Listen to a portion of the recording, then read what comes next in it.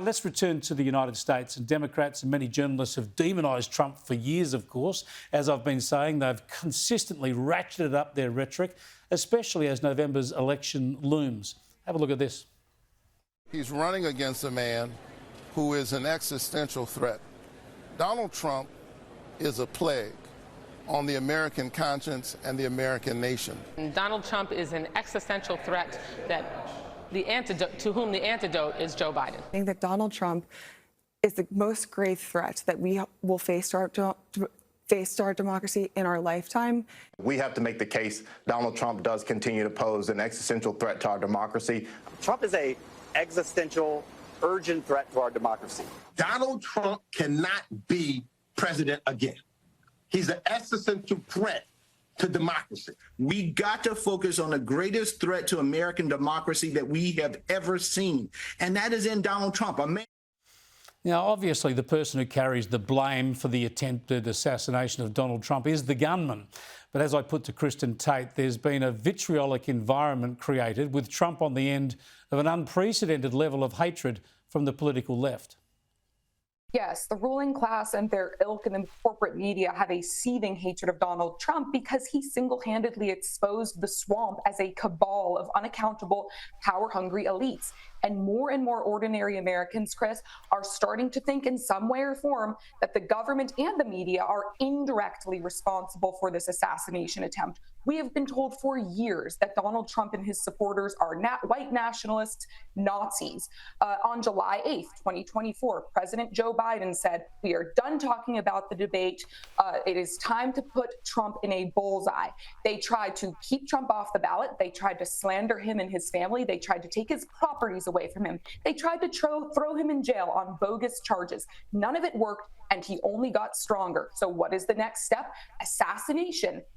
Yeah, I have to repeat again, the person to blame here, of course, is the shooter, but everybody involved in the political debate is responsible for the tone and the level of hatred, and some of the language around this has been irresponsible, and it creates a horrible environment. And even since the assassination attempt, there have been some journalists in the US and even in Australia sort of flippantly joking that they wished there was a better aim from the shooter. It's just unthinkable, the sort of hatred that is bandied about. Yet after 3 goes at making a statement to the nation on the back of this attempted assassination, the president for the 3rd time had a crack at it today, our time, and he asked people to tone it down. Have a look. You know, the political record in this country has gotten very heated. It's time to cool it down. Yeah, tone it down from the president. But to me, Christian, this is still not enough. He has to accept that his own side of politics, sure, he can say the Republicans and the Trump supporters have been too extreme at times as well, but he needs to accept responsibility himself, and that the Democrats and their supporters have injected too much hatred and toxicity into the political debate.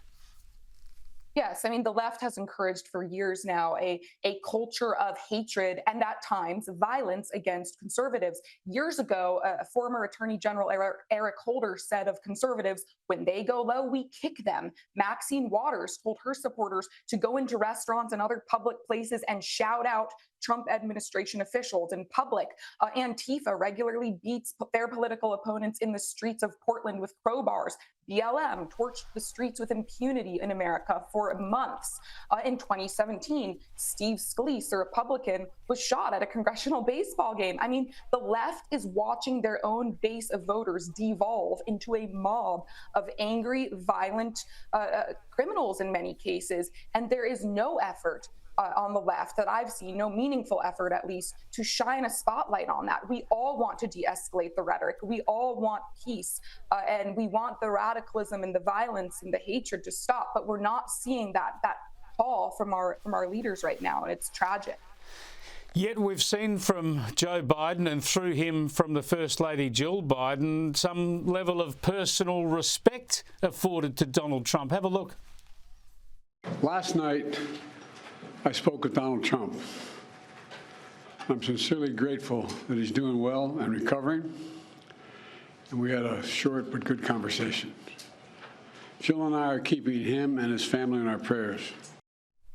Yeah, given the level of invective and hatred in the debate, I just wonder how those words will be taken. I would have loved to have heard that short conversation. But my question goes to the President, Kristin. There's been some speculation that these events of the last 48 hours mean that he's a lock now to stay in and contest for a second term, that it changes everything. Whereas I've got to say, I see it a little bit differently. I think the volatility of the last 48 hours guarantees that we'll see more volatility. And perhaps the only way to break this cycle for the Democrats will be for them to, whether it's now or at the convention just over a month from now, actually find a new candidate for this election. What are your thoughts?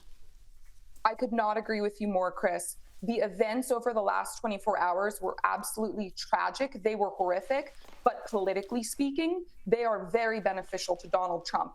I am getting calls and texts from people I haven't heard from in over a decade. Liberals, Democrats, independents telling me that they respect Donald Trump's strength in that moment. Some of them have said, I'm even going to vote for Donald Trump now. What he did was inspiring. That was an iconic image, seeing him raise his fist like that after being shot and telling Americans to fight for their country.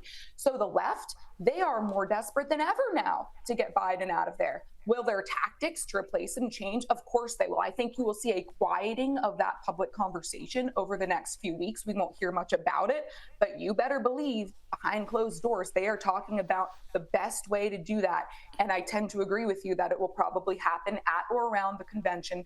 Joe Biden will probably get up there and graciously say that he is willingly stepping down for the good of the country, for his family, for his health, to focus on those things. And then the Democrats can quietly usher in their preferred candidate. Fascinating times. Thanks so much again, Kristin, for keeping us up to date. Thank you so much, Chris.